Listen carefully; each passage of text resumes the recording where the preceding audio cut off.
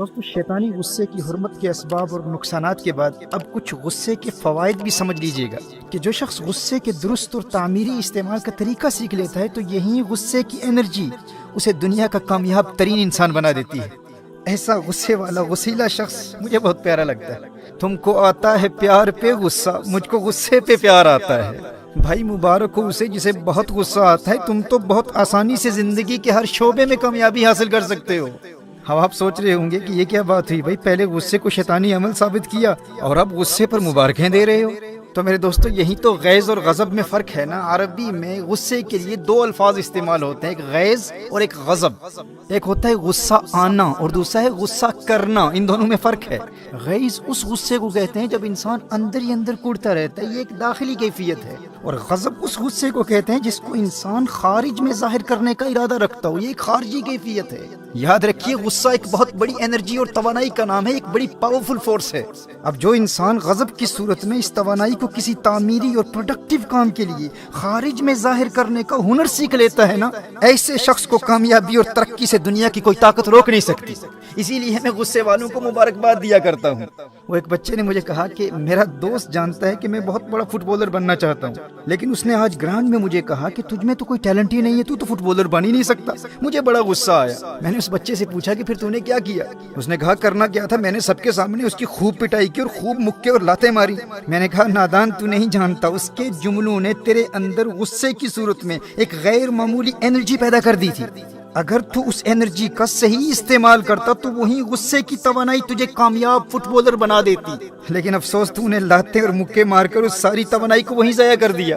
اسی لمحے غصے کی صورت میں جو تیرے اندر ایک پاورفل فورس پیدا ہو گئی تھی اسے تو پریزرو کرتا، اور بعد میں ٹریننگ کے دوران وہ سارا غصہ تو فٹ بال پر نکالتا، اور جب بھی سستی پیدا ہوتی اس کے وہی جملے یاد کر کے اپنے اندر غصے کی انرجی پھر پیدا کر کے فٹ بال پر نکالتا۔ جو لاتیں تو نے فٹ بال کو مارنی تھی وہ لاتیں اور مکے اس غصہ دلانے والے کو مار کر تو نے ساری انرجی ضائع کر دی۔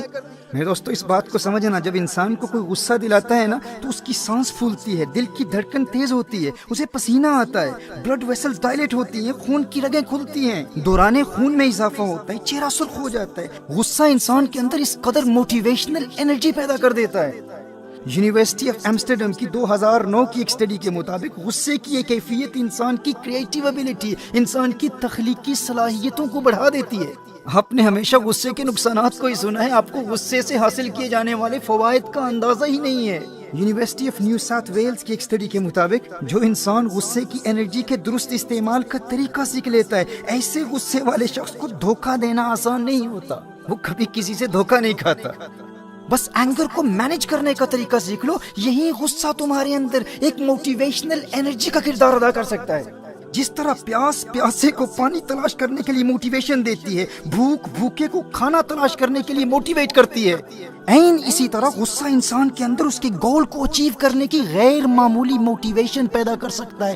بڑے مقاصد والا انسان، بڑے اہداف والا انسان، بڑی ڈریم والا انسان اپنا سارا غصہ اپنے گول پر نکالتا ہے اور غصے کی توانائی کے ذریعے اپنے گولز اور اپنے مقاصد کو اچیو کرتا ہے۔ لیکن جن کی زندگی کا کوئی مقصد ہی نہیں ہوتا، کوئی گول ہی نہیں ہوتا، انہیں بھی غصہ کہیں نہ کہیں تو نکالنا ہوتا ہے نا، تو پھر وہ اسی پر نکالتا ہے جو اسے غصہ دلاتا ہے، کیونکہ مقصد پر نکالنے کے لیے مقصد ہے ہی نہیں زندگی کا، جس کے نتیجے میں قتل ہوتے ہیں، دشمنیاں پیدا ہوتی ہیں، لوگ جیلوں میں چلے جاتے ہیں۔ جائیے پریزنز میں جا کر دیکھیے، جیلوں میں جا کر دیکھیے، بڑے بڑے ذہین اور علم والے لوگ 20 30 سالوں سے جیلوں میں اپنی زندگی برباد کر رہے ہیں۔ ان کی لائف سٹوری ان سے پوچھیے، کیونکہ زندگی میں کوئی بڑا گول ہی نہیں تھا، کسی نے ایک لمحے کے لیے غصہ دلایا، غصے کو مینج کرنے کا وہ طریقہ نہیں جانتے تھے، اور غصے کو استعمال کرنے کے لیے ان کی زندگی کا کوئی مقصد اور ہدف تھا ہی نہیں، تو انہوں نے کیا کیا، اپنا غصہ اسی پر نکال دیا، اس شخص کو زخمی کر دیا، اسے قتل کر دیا اور اپنی ساری زندگی برباد کر دی۔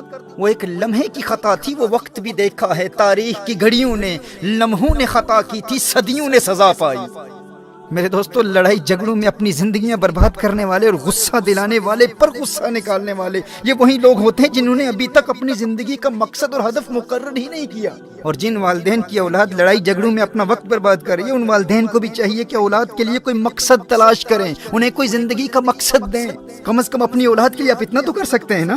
آپ کے بچے انرجی سے بھرے ہوئے ہیں اور وہ انرجی انہوں نے کسی چیز پر نکالنی ہے. اگر آپ انہیں زندگی میں مقصد نہیں دیں گے تو وہ کرمنل بنیں گے اور وہ اپنی وہ انرجی کرائم پر اور لڑائی جھگڑوں اور فسادات میں نکالیں گے.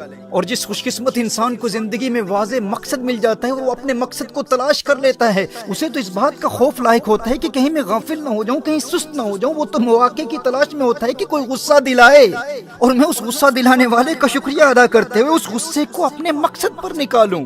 وہ ہے نا کہ جب بھی آتا ہے آپ پر غصہ شاعری پر اتار دیتے ہیں. جس کا مقصد شاعری ہے تو وہ کہتے ہیں غصہ دلانے والے میں تجھ پر نہیں نکالوں گا، میں تو شاعری پر غصہ اتاروں گا. اسی طرح آپ کی زندگی کا جو بھی مقصد ہے غصہ دلانے والے پر غصہ نہیں نکالے گا، اپنا سارا غصہ اپنے مقصد پر نکالنا ہے، اس انرجی کو پرزرو کرنا ہے اور اس کا درست استعمال کرنا ہے.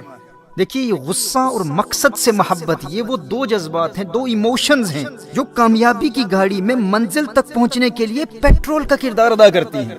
یہ فیول کی طرح ہے، پیٹرول کی طرح ہے.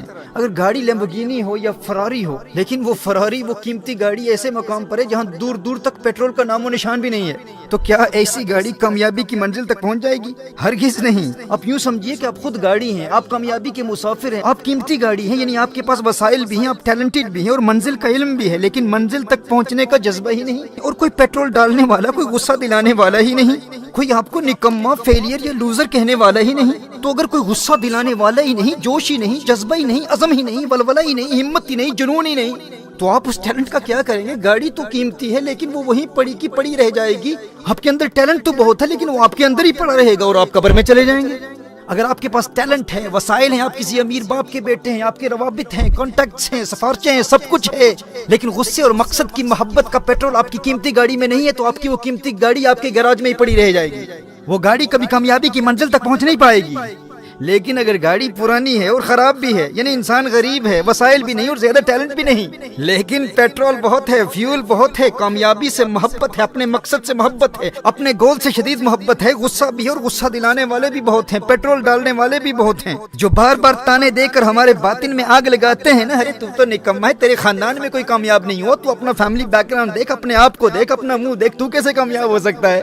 لوگ بار بار غصہ دلا کر اس کم قیمت اور پرانی گاڑی میں پیٹرول ڈالتے رہتے ہیں اور ہم پر مہربانیاں کرتے رہتے ہیں، لیکن ایسی گاڑی پرانی بھی ہو، اس میں پیٹرول بہت ہوتا ہے، انسان غریب بھی ہے، وسائل بھی نہیں ہے، ٹیلنٹ بھی نہیں ہے، لیکن پھر بھی وہ کامیابی کی منزل تک پہنچ جاتا ہے. وہ غریب بھی ہو، وسائل بھی نہ رکھتا ہو، زیادہ ٹیلنٹڈ بھی نہ ہو، لیکن اس کے اندر جوش ہو، جذبہ ہو، جنون ہو، ہمت ہو، ولولہ ہو، اور غصے کو ایک پازیٹیو انرجی کی طرح دیکھتا ہو اور غصے کے تعمیری استعمال کا ہنر سیکھ چکا ہو. ایسی گاڑی پرانی بھی ہو، کم قیمت بھی ہو، خراب بھی ہو، وہ ایک نہ ایک دن کامیابی کی منزل تک پہنچ جاتی ہے، کیونکہ وہ اپنے مقصد سے محبت اور غصے کے پیٹرول سے بھری ہوئی ہوتی ہے. اور دوسری جانب لیٹس فراری ہے لیکن اس کے اندر پیٹرول ہی نہیں ہے، وہ منزل تک پہنچنا تو کجا، وہ تو گیراج سے بھی باہر نہیں نکل پاتی. اپنے معاشرے میں دیکھیں یہ امیروں کی بگڑی ہوئی اولاد آخر کیوں کوئی غیر معمولی کارنامہ سر انجام نہیں دے پاتی؟ اگرچہ ان میں ٹیلنٹڈ لوگ بھی ہوتے ہیں، وسائل بھی ہوتے ہیں، لیکن اپنے باپ کی کامیابی میں ان کا کوئی کردار نہیں ہوتا اور لوگ انہیں دیکھ کر انہیں کامیاب سمجھ رہے ہوتے ہیں، اس لیے انہیں کوئی غصہ دلانے والا بھی نہیں ہوتا. جب لوگ ان کے بنگلوں اور چمکتی گاڑیوں کو دیکھتے ہیں تو وہ انہیں کامیاب سمجھتے ہیں کہ یہ خود کامیاب ہیں، اس لیے انہیں کوئی تانا نہیں دیتا. انہیں کوئی لوزر یا فیلئر کہہ کر ان کے اندر غصے کی انرجی پیدا کرنے والا کوئی ہوتا ہی نہیں، لوگ تو ان کو پہلے سے ہی کامیاب سمجھتے ہیں. تو اسی لیے یہ بہت کم ہوتا ہے کہ کسی امیر کا بیٹا کوئی قابل ذکر کارنامہ سر انجام دے کر اپنے باپ سے بھی آگے نکل جائے. تو ایسے لوگ ان مہنگی گاڑیوں کی طرح ہوتے ہیں جن میں پیٹرول نہیں ہوتا، کیونکہ کوئی پیٹرول ڈالنے والا ہی نہیں ہے نا. لیکن دوسری جانب ایک غریب شخص جو غصے کے پیٹرول کا درست استعمال سیکھ لیتا ہے وہ سب سے آگے نکل جاتا ہے. جس کے پاس پہلے سے کچھ ہوتا ہے وہ کامیاب ہو بھی جائے لیکن اس کی کامیابی بہت محدود ہوتی ہے. غیر معمولی کامیابی وہی حاصل کرتا ہے، ہیرو وہی بنتا ہے جو پہلے زیرو ہوتا ہے. ہیرو وہی بنتا ہے جو پہلے زیرو ہوتا ہے. فلمی ہیرو نہیں، حقیقی زندگی کے ہیرو کی بات کر رہا ہوں. میرے دوست یاد رکھنا، سٹوری وہی بنتا ہے جس کے پاس کچھ نہ ہو اور پھر سب سے آگے نکل جائے. وہ پاکستان کی ایک بڑی شخصیت نے مجھ نااہل سے کہا تھا کہ جس فیلڈ میں تم ہو اس میں تو تمہارا کوئی فیملی بیک گراؤنڈ تو ہے ہی نہیں، اور یورپ اور امریکہ میں تو تمہاری کامیابی سمجھ میں آتی ہے کہ تم وہیں رہتے ہو، لیکن ہند و پاک میں تمہارے چاہنے والوں کی تعداد ملینز میں ہے. بھائی برطانیہ میں بیٹھ کر بات کرتے ہو اور دنیا میں لاکھوں لوگ تمہیں سنتے ہیں، جبکہ اس فیلڈ میں تمہارا کوئی فیملی بیک گراؤنڈ ہی نہیں ہے. اور دوسری جانب پاکستان میں اسی فیلڈ کے خاندانی لوگوں کا پیغام انتہائی محدود لوگوں تک پہنچتا ہے. تو میرا جواب یہی تھا بھائی کہ فیملی بیک گراؤنڈ اور موافق حالات انسان کو کمزور بنا دیتے ہیں. تو میرے وہ دوست جو وسائل کے نہ ہونے کی وجہ سے مایوسی کا شکار ہو جاتے ہیں، یاد رکھنا سٹوری وہی بنتا ہے جو صفر سے شروع کرتا ہے، جو زیرو سے شروع کرتا ہے. ہیرو وہی ہوا کرتا ہے. लोगों के तानों से कभी हिम्मत नहीं हारना और ना ही उनसे कभी झगड़ा करना। मेरे दोस्त मेरे भाई, अहद के बाद कभी भी कोई गुस्सा दिलाए, गुस्से की एनर्जी को अपने मकसद पर निकालते रहना। किसी अमीर के तानों से तेरे आज़्म और हौसले में हरगिज कमजोरी पैदा ना हो। अमीर बाप की कमाई पर अय्याशी करने वाली बिगड़ी हुई औलाद की किसी महंगी गाड़ी को देखकर कभी मरूब नहीं होना तूने। ये कोई कामयाबी नहीं है, उन्हें कभी कामयाब न समझ लेना। तुझे तेरी ताकत का अंदाजा नहीं है। उनकी औकात क्या है तेरे आगे? तू तो जीरो से शुरू करने वाला है, हीरो तू ही बनेगा। ताना देने वाले से कहना कामयाबी किसी के बाप की जागीर नहीं है, तू क्या है? अब देख बेटा, तेरे बाप से भी आगे निकल कर दिखाऊंगा। मेरे दोस्त मेरे भाई, अहद के बाद कभी भी कोई गुस्सा दिलाए तो उस गुस्से को उस गुस्सा दिलाने वाले पर नहीं, अपनी मंजिल, अपने मकसद और अपने गोल पर निकालना।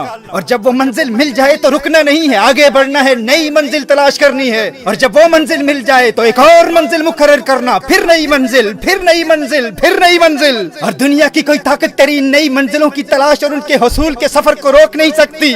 मंजिल से आगे बढ़कर मंजिल तलाश कर, मिल जाए तुझको दरिया तो समंदर तलाश कर। सजदों से तेरे क्या हुआ, सदियां गुजर गई, दुनिया तेरी बदल दे वो सजदा तलाश कर। ईमान तेरा लुट गया रहज़न के हाथों से, ईमान तेरा बचा ले वो रहबर तलाश कर। हर शख्स जल रहा है अदावत की आग में, इस आग को बुझा दे वो पानी तलाश कर। हर शीशा टूट जाता है पत्थर की चोट से, पत्थर ही टूट जाए वो शीशा तलाश कर। गुस्से वालों को एक मर्तबा फिर मुबारक देता हूँ, मुबारक हो तुम्हें। बस याद रहे ये गुस्सा पेट्रोल है, पेट्रोल। इसको गाड़ी पर डालकर एक माचिस से गाड़ी को जलाया भी जा सकता है, और गुस्से के पेट्रोल को गाड़ी में डालकर कामयाबी की मंजिल तक पहुंचाया भी जा सकता है। फिर मुबारक देता हूँ गुस्से वालों, तुम्हें मुबारक हो। बस मुस्बत और तामीरी इस्तेमाल का हुनर सीख लो।